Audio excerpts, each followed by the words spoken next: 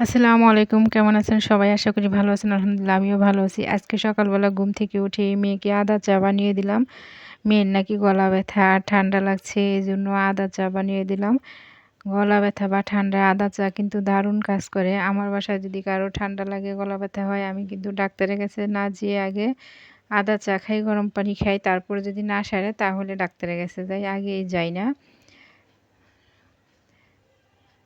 আর এদিকে আমার বারান্দায় দেখুন একটা বেলি ফুল গাছ। এই বেলি ফুল গাছটা আমি কিছুদিন আগে ছোট্ট একটা চারা কিনে এনেছিলাম। দেখুন কত বড় হয়ে গেছে। প্রতিদিন এটাতে আমি নিয়মিতভাবে পানি দেই, যত্ন করি এটার। এজন্য দেখেন প্রতিটা ডালে ডালে ফুল ফুটেছে আর গাছটা অনেক বড় হয়েছে, ফুল ফুটেছে। দিন দিন আরও বড় হবে। বেলি ফুল আমার খুবই পছন্দের একটি ফুল। বেলি ফুলের ঘ্রাণটা কিন্তু আমার কাছে খুবই ভালো লাগে। এটা আরও বড় হলে ডালপালা ছাড়বে।